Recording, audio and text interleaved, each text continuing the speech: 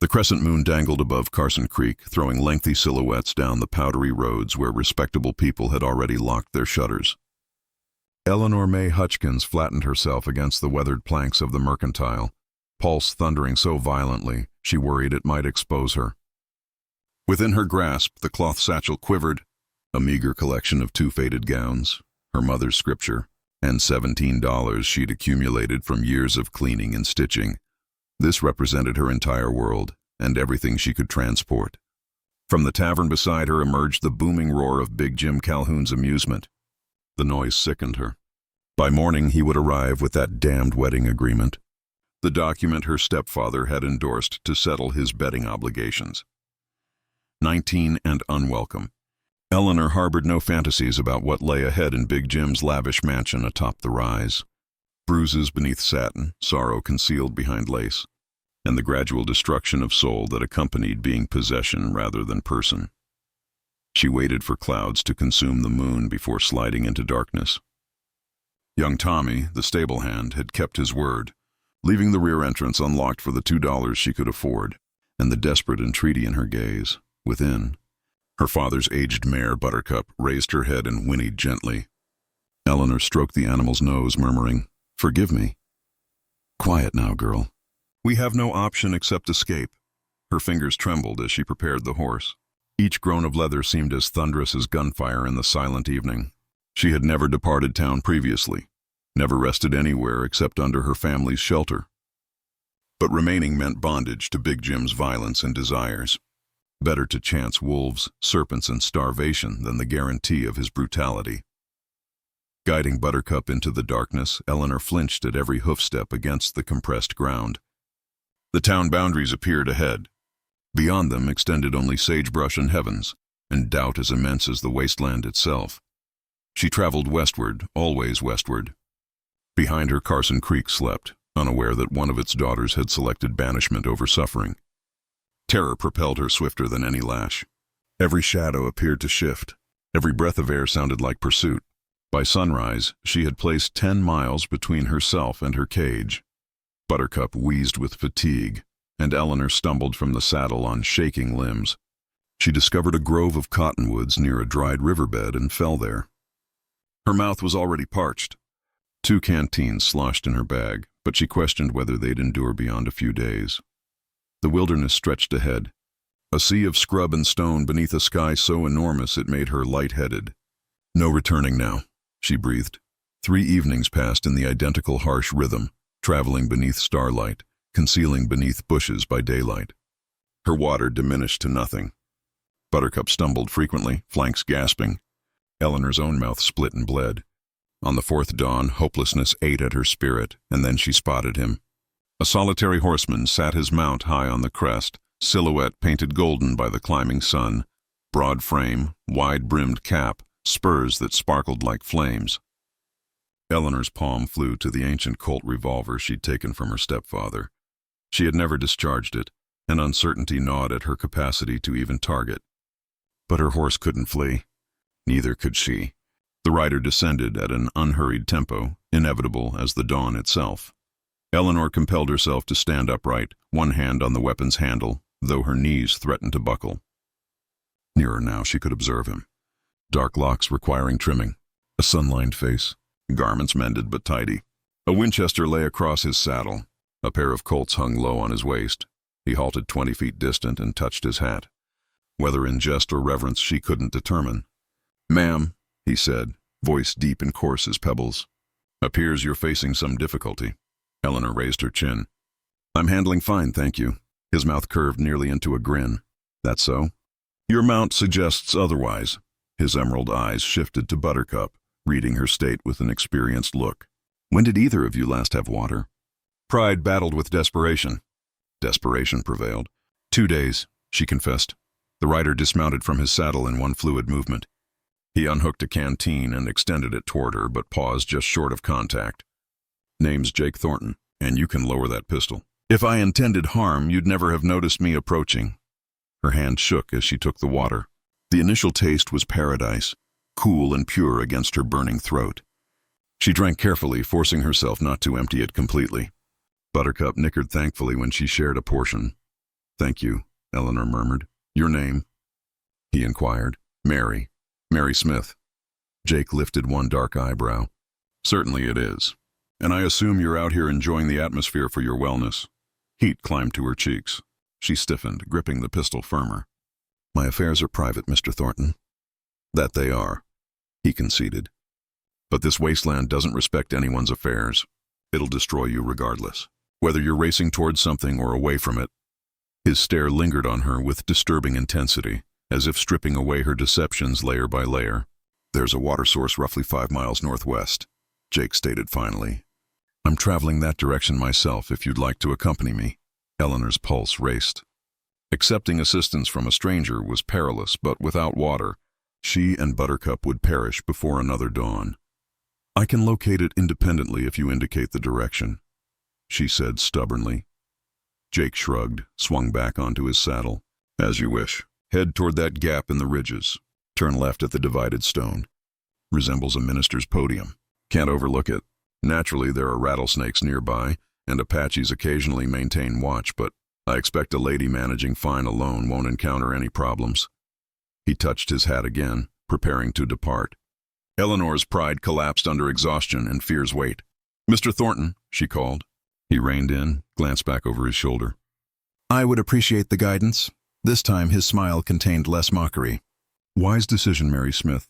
Let's get that horse of yours some water before she collapses. And so Eleanor May Hutchkins, fugitive horse thief, desperate girl transformed into desert wanderer, followed a dangerous stranger into the unknown. She couldn't yet tell if she had escaped one prison, only to enter another, but his eyes, green as sage and shadowed by old pain, told her he carried wounds of his own. The desert stretched wide before them. Whatever lay ahead, she knew only this. She was no longer running alone. The wilderness gave way to low ridges as Eleanor rode behind Jake.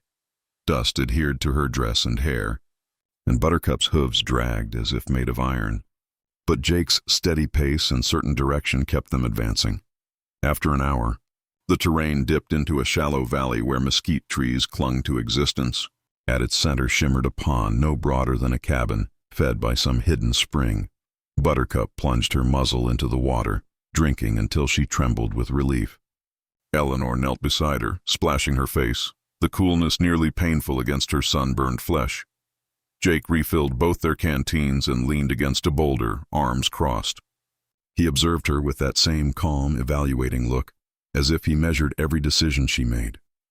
You ride like someone who never intended to, he said eventually. Eleanor looked away. My father taught me the fundamentals before he died. That was years past, Jake nodded.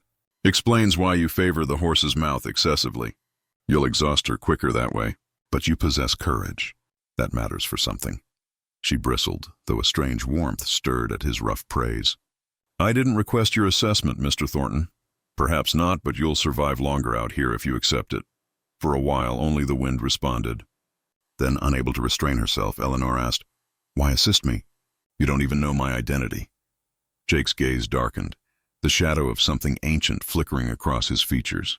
Perhaps I recognize a bit of myself. Perhaps I simply dislike watching folks perish slowly when they could live. He offered nothing more, and she sensed better than to probe. They traveled together for days afterward, maintaining mostly silence. Yet in the quiet moments she noticed things. The way Jake's eyes softened when he looked at her horse, the way he always offered her the larger portion of water, the way he stood watch at night without protest. Still, she maintained her guard. Trust was dangerous, and her secret heavier than her carpet bag. She never spoke her true name, nor the reason for her flight. But when the desert's loneliness pressed too hard, she found herself talking about her mother's laughter, about the hymns she missed from church, about dreams she once had of seeing San Francisco.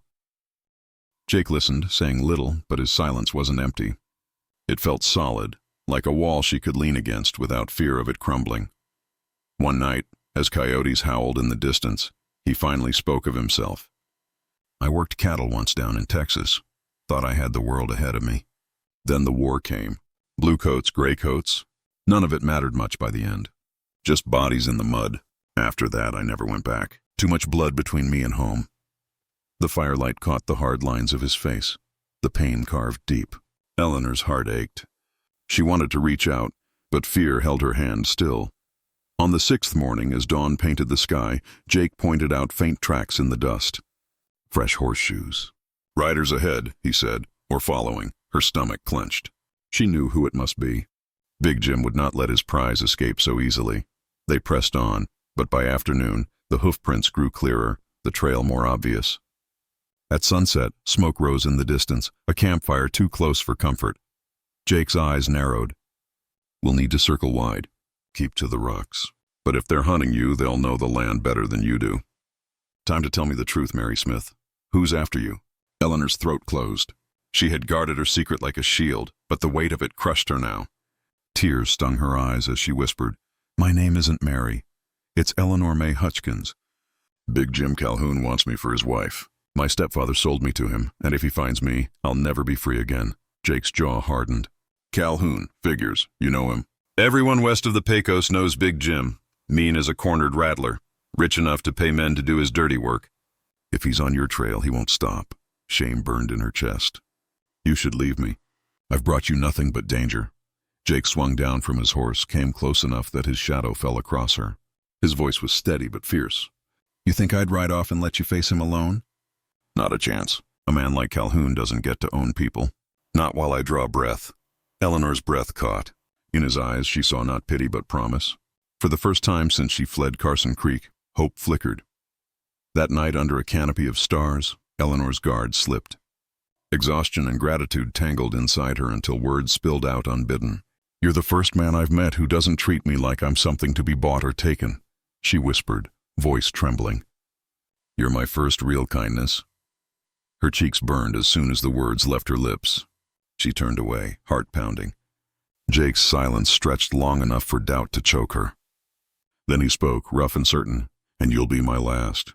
I've had enough of drifting, enough of empty roads. If fate put me in your path, I aim to see it through." Eleanor's tears fell freely then, hot against the cool desert wind. For the first time she believed she might not be alone in this fight. But the sound of distant hoofbeats shattered the fragile moment. Jake rose swiftly, hand on his revolver. "They found us," he said. Eleanor's heart seized. The desert no longer felt wide enough. The storm she had fled was here, and the final reckoning was upon them. "Wait, before we continue, what do you think about the story so far? Drop your thoughts in the comments. I'm really curious to know." The hoofbeats drew nearer, echoing across the rocks like rolling thunder. Eleanor's blood turned cold. Jake pulled her down behind a cluster of mesquite trees. His eyes sharp and steady. "Stay low," he whispered, checking the chambers of his Colt. "No matter what happens. Don't run until I say." Through the brush, Eleanor saw them. 4 riders, rough men with rifles slung across their backs. At their head rode Big Jim Calhoun himself, his massive frame hunched in the saddle like a bull ready to charge. His beard was thick, his face meaner than any nightmare. "Spread out," Big Jim barked. "She's close." "That girl can't have gone far," Eleanor's heart hammered. The man's voice dragged her back to Carson Creek, to dark nights where she feared the knock on the door. Now he was here, his shadow stretching over her once again. Jake pressed a hand to her shoulder. "Do you trust me?" She nodded, though fear threatened to crush her. "Then let me handle this." Jake stepped out from cover, tall and calm, like a man greeting old neighbors instead of enemies. His revolver rested easy at his side, but his stance carried quiet menace. "Evening, Calhoun," he called. The riders jerked their reins, startled. Big Jim squinted, then sneered. "Thornton." "I should have known. Always meddling in things that ain't yours." Jake's voice was iron. "The lady ain't yours, Jim. She's her own." Calhoun laughed, a sound as ugly as broken glass. "Her stepdaddy signed papers. That makes her mine by law." Jake shook his head slowly. "Law don't make right. Papers don't make love. And you sure as hell don't own her." The air grew heavy. Dust swirled in the dying light, and every man's hand twitched near his gun. Eleanor crouched behind the trees, barely daring to breathe. Then Calhoun snarled, "Kill him! Bring the girl back alive!" Time fractured. Guns roared. Sparks split the dusk. Jake moved like lightning, both Colts leaping into his hands. 2 riders fell from their saddles before their rifles cleared leather. The third wheeled his horse, firing wild, but Jake dropped him with a shot clean through the chest. Big Jim bellowed, raising his shotgun. The blast tore bark from the tree above Eleanor's head. She cried out, diving low. Buttercup shrieked in terror nearby. Jake lunged, rolling through dust, firing again. His bullet clipped Calhoun's shoulder, spinning him in the saddle. The shotgun slipped from his grasp. With a roar, the big man dismounted, charging like a bear. He hit Jake hard, the two men crashing to the ground in a storm of fists and fury. Eleanor watched, frozen between terror and resolve. Jake fought with skill, but Calhoun's size was monstrous. Each blow shook the earth. Blood stained the dust beneath them. Jake gasped, pinned beneath Calhoun's weight. The brute's hands closed around his throat, squeezing the life from him. Eleanor's heart screamed. Her hand found the pistol at her side. The old Colt she had carried since leaving Carson Creek, her father's pistol. She had never fired it. She stood, legs trembling, raised the weapon with both hands. "Let him go!" she shouted, voice breaking. Calhoun turned his head, grinning even through blood. "Put it down, girl." "You ain't got it in you." Her hands shook. Tears blurred her eyes. But then she saw Jake's face, purple with strain, yet still burning with the fire of a man who believed in her. Something inside her snapped. She pulled the trigger. The gun bucked in her hands. Calhoun staggered, shock spreading across his cruel face. Slowly, he collapsed into the dust, still and silent. The desert fell quiet, save for Eleanor's ragged sobs and Buttercup's frightened snorts. Jake rolled onto his side, coughing, dragging air back into his lungs. Eleanor dropped the pistol and ran to him. "Jake, are you hurt?" He winced, pushing himself up with effort. "Nothing that won't heal, thanks to you." Her tears fell freely as she clutched his arm. "I was so afraid. I thought I couldn't do it." Jake's hand cupped her cheek, rough but gentle. "You did what had to be done. You saved us both." Their eyes locked, the desert wide and endless around them. Yet in that moment it felt like the world had narrowed to only the two of them. Eleanor whispered, "I told you you're my first kindness." "First man I've ever trusted." Jake's voice was steady, filled with something deeper than promise. "And you'll be my last. I've wandered too long, lost too much. But I won't lose you. Not now." The setting sun painted the sky in fire and gold as his lips met hers. Soft, sure, sealing the vow that no papers, no law, no man could break. They buried Big Jim beneath the desert stones, leaving no marker but the silence. His men lay scattered, swallowed by the sand. Carson Creek would whisper about it, no doubt, but Eleanor knew she would never return. She and Jake rode west together, two shadows against the horizon. The road ahead was uncertain, filled with dangers untold, but also with hope. For the first time in her life, Eleanor felt free. Not because she ran alone, but because she rode beside someone who saw her not as property but as partner. And as the stars rose over the desert sky, she believed his words.